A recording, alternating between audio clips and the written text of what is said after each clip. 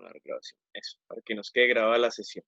Ahora sí, chicos, nuevamente buenas tardes e iniciamos el tema que nos faltaban, los servidores. Entonces, ¿qué son los servidores? Los servidores son dispositivos que contienen un conjunto de software y hardware y que cumplen funciones complejas y tienen una serie de clasificaciones.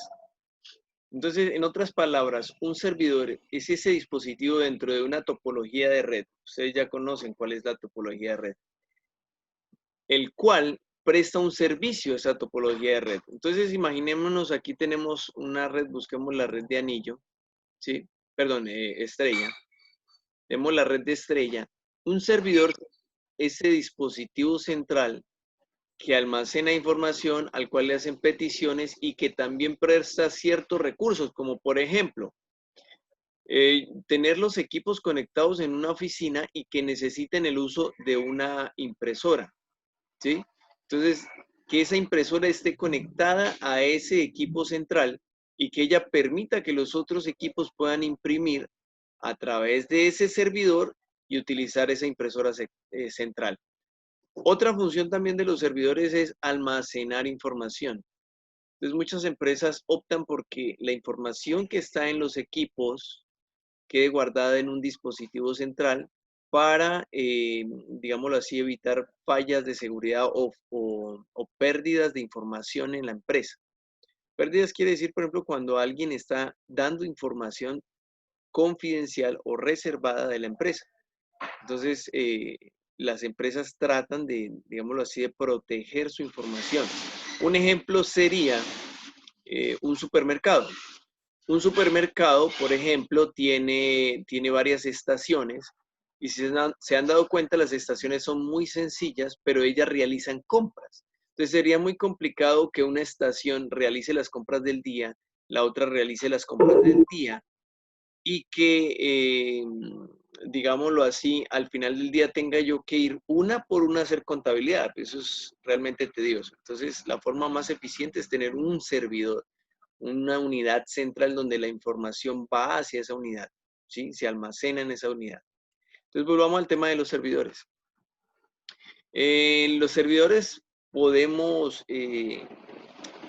clasificarlos dependiendo de su propósito, ¿no? O sea, cada servidor puede tener un propósito. En este caso, por ejemplo, tenemos servidores de tipo empresarial, servidores para misión crítica, servidores de archivo, de impresiones, de correo, servidores proxy, grupos de trabajo y web. Entonces vamos a ver cada uno, pues cuál es como su característica. El servidor empresarial pues tiene el propósito de organizar el proceso de la información en la empresa. Entonces son aquellos que tienen, por ejemplo, un software que se utiliza para todo el funcionamiento de la empresa. Un ejemplo sería, por ejemplo, un hospital. El software del hospital tiene las historias clínicas, tiene la facturación, tiene la farmacia, tiene la programación de cirugías, tiene la parte contable, entonces tiene absolutamente todo. Entonces, esos serían los servidores tipo empresarial. Los de emisión crítica son aquellos servidores que tienen una capacidad mucho más grande, ¿no? Son potentes y escalables. Escalable quiere decir que se puede ir mejorando, o se puede ir optimizando, o se le pueden ir ampliando funcionalidades. Estos son utilizados generalmente como bodegas de datos, ¿no? O en inglés se le llama data warehouse. Y también algunos son utilizados para minería de datos o data mining. Quiere decir, verificar información o hacer supervisión a la información que se está almacenando. Otros también de misión crítica se le llaman las granjas de servidores. Las granjas de servidores son aquellas, por ejemplo, donde se almacena gran cantidad de información. Entonces, por ejemplo, saben que un computador puede tener 500 gigas de disco duro o 1 tera o 2 teras de disco duro. Eso quiere decir la capacidad que tiene de almacenamiento un disco duro en un computador, pero cuando no alcanza y digamos la unidad o el disco duro ya no alcanza para almacenar y no hay o no se vende un disco duro más grande, entonces lo que tenemos que hacer es tener más servidores con más discos duros. Entonces es así como empresas, por ejemplo en Estados Unidos, se dedican netamente a prestar el servicio de almacenamiento, a alquilar servidores a gente que necesita colocar su sitio web, colocar su aplicación, etc. Entonces, por ejemplo, la página del SENA o la página no solamente la de aquí, la regional, sino la general del SENA, la que se llama Sofía Plus. Esas son páginas que están alojadas en servidores y esos servidores están posiblemente alojados en granjas de servidores en Chicago, no sé, algunos están en Europa, dependiendo de dónde compramos el servicio, ¿sí? Bueno, sigamos. Tenemos los servidores de tipo archivo, que son aquellos servidores que almacenan archivos, literalmente, o sea, un documento Word, un documento Excel, imágenes, audios, etcétera. Son utilizados por nosotros o en empresas solamente para almacenar información. Entonces, eso lo utilizan sobre todo empresas pequeñas eh, que necesitan que esa información, como por ejemplo los supermercados, no quede en una estación, sino que quede en uno solo. ¿Sí? De esa manera incluso se le puede hacer mantenimiento o en caso de que una estación falle, no se va a perder la información. Si esta estación se le quemó, no sé, el disco duro, no va a pasar que me deje de funcionar el resto de cajeros en el supermercado, ¿no? Siguen funcionando normalmente. Tenemos los servidores de impresoras o impresiones. Realmente la palabra impresión o impresora está bien dicha, cualquiera de las dos sirve. Son aquellos servidores que facilitan este servicio. Entonces, cuando necesito imprimir una hoja, estos tienen la configuración y estos hacen de puente y me permiten utilizar ese recurso. Entonces, es de esta manera como una impresora puede servir para 10 estaciones. Cuando hablo de estaciones son 10 computadores alrededor. Tenemos los servidores de correo. Estos servidores están encargados de todo lo que tiene que ver con la administración de correos electrónicos. Y en estos servidores de correo es donde uno configura el famoso protocolo SMTP o Simple Mail Transfer Protocol o la capa de aplicación. ¿Se acuerdan en el modelo OSI? Entonces, estos son los que manejan más que todo las aplicaciones SMTP o protocolo. Simple Mail Transfer Protocol o protocolo de transferencia simple de correos. Tenemos los servidores proxy. Estos servidores proxy están encargados netamente de generar seguridad en una oficina o en una red. Ellos son los que permiten el ingreso o la salida de los usuarios al servicio y también están encargados de filtrar el tipo de información o petición que usted hace en la red. Por ejemplo, si más adelante ya tenemos la oportunidad de ir a estudiar en los ambientes de formación del SENA, se van a dar cuenta que hay páginas que están bloqueadas. Esas páginas bloqueadas están bloqueadas gracias al servidor proxy, que es el encargado de manejar la seguridad. Entonces, si algún estudiante quiere, por ejemplo, entrar allá a un computador y dedicarse, no sé, a ver Facebook, no lo va a poder hacer. Están hechos netamente para permitir acceso a donde el administrador diga, solamente estas páginas. Tenemos los servidores para grupos de trabajo. Son servidores con propósitos generales, es decir, propósitos diferentes a estos.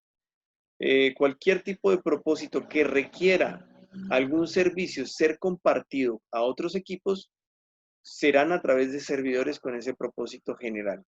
Y por último están los servidores web. Los servidores web son los que alojan las páginas web.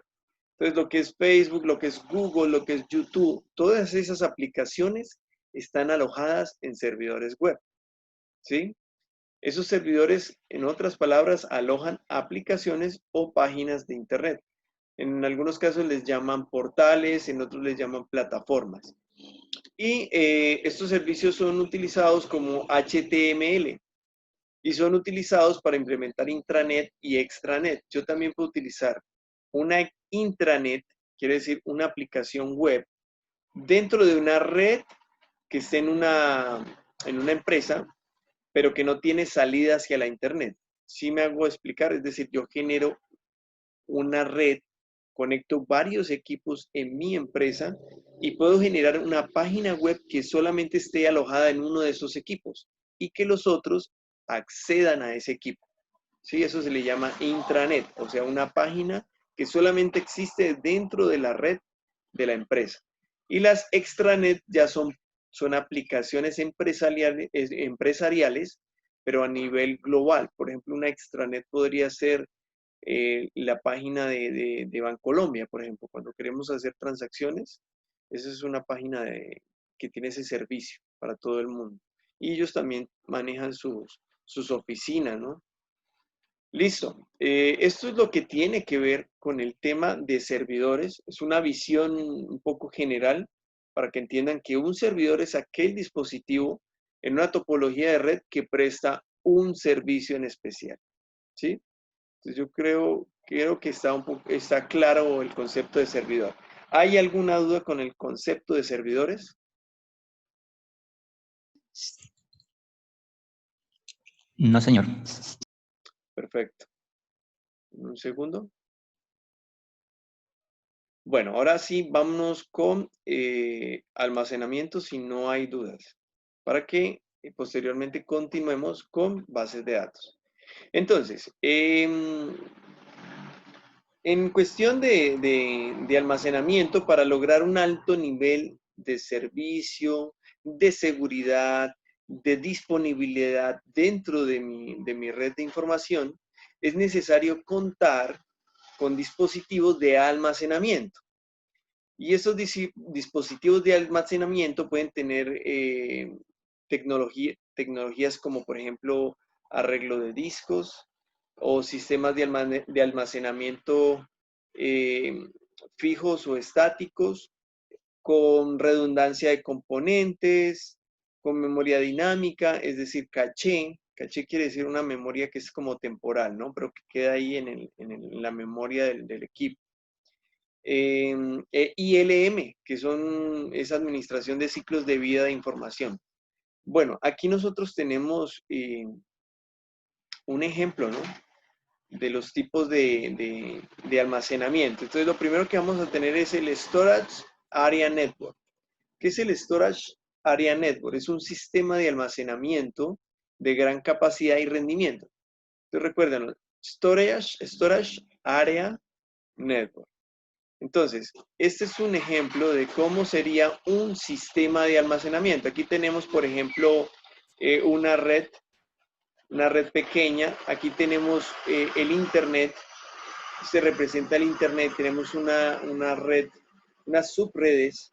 Digamos que estos equipos que están en estas subredes se conectan a través de un router. ¿Sí? Ahí miran el router, ustedes el dispositivo. Envía la información a través de Internet a los servidores y estos servidores tendrán diferentes dispositivos de almacenamiento. Aquí tenemos estos dispositivos de almacenamiento que no vamos a profundizar en este momento porque ya lo vamos a ver un poquito más a detalle en la siguiente imagen que vamos a ver. Bueno, no esta, sino apenas salgamos de esto.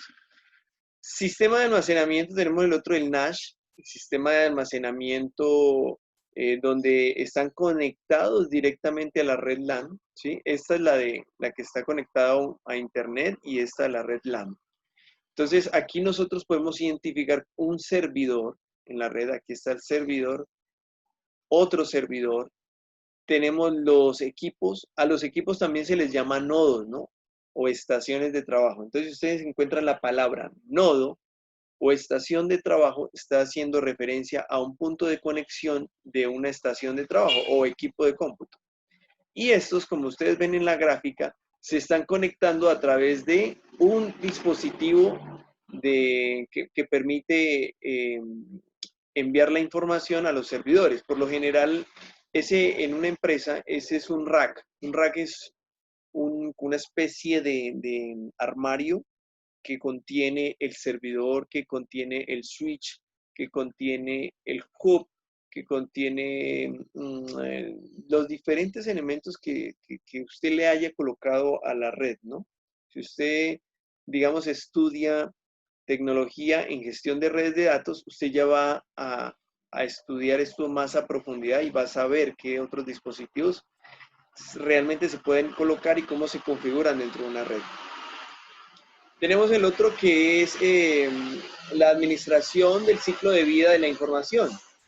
Y eso consiste en aplicar criterios de almacenamiento, ¿cierto? De oportuno acuerdo al tipo, al tiempo y a la oportuna organización de la información. Los criterios para manejar los ciclos de vida de la información son la utilidad de los datos, la seguridad, la oportunidad y consulta con respecto al dato, el tiempo de acceso al dato y los costos de almacenamiento. Esos criterios son los que yo tengo en cuenta cuando quiero analizar qué tipo de almacenamiento necesito para mi información, ¿sí? Entonces aquí en la gráfica ustedes van a ver que hay unos servidores. Está el Snap Storage, es como una especie de interfaz entre ya el servidor y las aplicaciones. Y aquí tenemos el ILM Servers. Recuerden que el ILM Servers es el criterio que yo le di a mi aplicación para almacenar la información. Entonces, ¿el criterio de qué depende? Depende de la necesidad de la empresa. Si una empresa necesita harta información ser almacenada, si necesita sistema de seguridad para el acceso a la información, si la información necesita dónde ser almacenada, si en la misma oficina o en la nube. Mejor dicho, depende de las características. Entonces aquí están, digamos, las restricciones o las especificaciones que me determinan el ILM Server. Bueno, para resumir, chicos, entonces tenemos que los tipos de almacenamiento se dividen en Storage Area Network, en Network Attachment Storage y en ILM, que quiere decir Information Life Cycle Management, o el ciclo del manejo de la información, en otras palabras, ¿no? Information Life Management, entonces, el ciclo del manejo de la información, que son las características que ustedes deben tener en cuenta de lo que se maneja para el almacenamiento en las redes de datos. Entonces aquí se maneja un poquito diferente porque estamos viendo es cómo se analiza el almacenamiento dependiendo del tipo de red. Y recuerden que el tipo de red depende de la necesidad. Usted coloca la arquitectura, ¿cierto? Usted ya determina al final qué tipo de arquitectura necesita. Si debe ser una red física, con cableado inalámbrica, qué dispositivos va a utilizar, si va a almacenar en la nube, ¿cierto? Usted al final lo que hace es determinar la arquitectura, qué dispositivos va a implementar dependiendo de la necesidad, si va a utilizar en la nube o si es local. También usted determina los servidores que va a utilizar, los protocolos que se van a utilizar y el sistema de almacenamiento. Esto es lo que analizaría así a grandes rasgos un experto en redes de datos. ¿Alguna inquietud, muchachos? Si no hay inquietud, entonces vamos a pasar a la siguiente información. Y la siguiente información es bases de datos. Entonces vamos a mirar hasta dónde alcanzamos a ver lo que son los motores de base de datos. ¿Sí? Bueno, perdón un momentico. ¿Qué es un gestor de base de datos? Esa es la primer gestor o motor de base de datos, ¿no? Esa es como la primer pregunta que me hago en esta clase, porque ya empezamos a utilizar los términos que realmente usted va a usar durante su carrera. Y acuérdense muy bien de estas palabras: base de datos y gestor de base de datos, que es muy diferente. La base de datos al gestor de la base de datos. ¿Qué quiere decir gestor, chicos?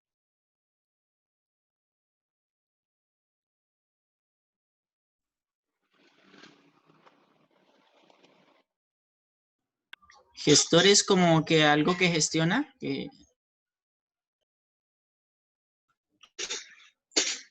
El que está al pendiente de los datos y que está revisando, maneja los datos. Eso, el que administra, el que lo maneja.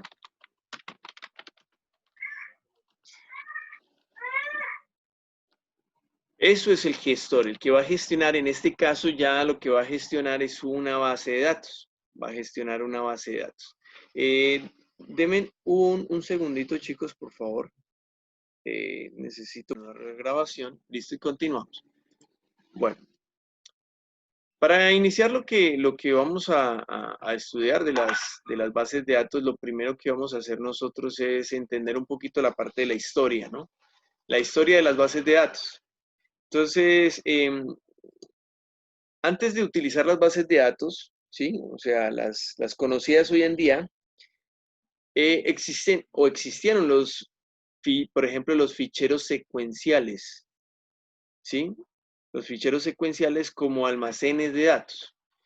Esos ficheros secuenciales como almacenes de datos son aquellos que realizan un registro informativo, pero que se puede hacer en un sentido y tiene que ser, digámoslo así, organizado. Tiene que ser uno por uno el registro que se haga. Eso era lo que pasaba en el tiempo de antes. Ustedes pueden aquí observar, por ejemplo, que en la década de los 50, lo primero que se utilizaban eran las tarjetas perforadas. Entonces yo no podía interpretar, digamos, unas 10 tarjetas al tiempo, no, tenía que leer una por una. Entonces por eso eran secuenciales. De ahí para allá el siguiente sistema de almacenamiento que se utilizó fue la cinta magnética. Esta cinta magnética permitía almacenar únicamente de 5 a 10 megabytes. Y eso en esa época era bastante. De ahí para allá, en la década de los 70, apareció el disquete de 5.25 pulgadas. Era un disquete grande, más o menos como un CD era. No sé si ustedes conocen los CDs. ¿Sí? Quiero saber si. Bueno, pongámosle un tamaño. Tamaño era más o menos o aproximadamente unos de 10 a 15 centímetros por lado. O sea, eran supremamente grandes. Y se introducían, imagínense ustedes la ranura de la USB, pero del tamaño de 15 centímetros. Entonces así era. Y se metía el disco y este giraba y él empezaba a grabar en el disco. De ahí para allá ya aparecieron los disquetes, es otra tecnología, era esto un poquito más simplificado y almacenaban un poquito más de información. Ya eran unos disquetes más pequeñitos, como de pongámosle unos 10 centímetros máximo. Y ya almacenaban 1.44 megabytes, un disquete de estos. Esto surgieron en la década de los 80. Imagínense ustedes, una canción hoy en día pesa aproximadamente 3, 4 megas, solamente la canción en formato de audio. Ahora sí, en el tiempo de antes, cuando nosotros queríamos pasar una canción, teníamos que comprimirlo y pasarlo en 3 disquetes de computadora a computadora. Esa era lo que se hacía en el tiempo de antes. Así que ustedes hoy están en la gloria, chicos. Luego sigue los CDs. Esos son los CDs. Estos CDs permitían ya en la década de los 90 almacenar 700 megas de información. Uno ya podía ahí grabar programas, ya podía ahí grabar películas enteras, se podía ya almacenar gran cantidad de música, todo tipo de información. La única dificultad era que los CDs pues eran un poquito delicados, si se rayaban ya ese era un problema, ya casi no funcionaba, entonces era un complique.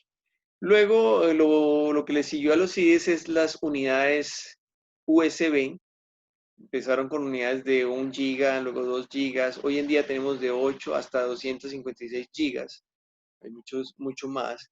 De ahí para allá surgieron los discos duros externos que ya te permiten almacenar 500 gigas, 1 tera, 2 teras, dependiendo pues de la capacidad de tu bolsillo.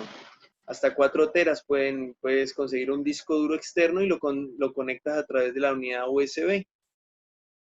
Y lo último que hoy en día utiliza el ser humano es el almacenamiento a través de la nube. Yo ya puedo estar conectado a mi base de datos, es decir, a mi información en la nube. No necesito llevarla. Si yo la quiero consultar, basta con que acceda a mi suministrador o gestor de base de datos en la nube y me da acceso a la información. Digamos, la dificultad sobre este último es que cuando llegas a cierto monto de información ya te cobran, ya tienes que pagar ese servicio porque te guarden, pero tienes la facilidad que donde vayas llevas la información. Entonces, chicos, hagamos un ejercicio ahorita. No, ahorita no, creo que todavía tenemos tiempo, ¿cierto? Nos falta 5 minutos. Antes de los 5 minutos, o no, hagámoslo de una vez. Salgamos y volvemos a entrar, ¿vale? Vale, vale.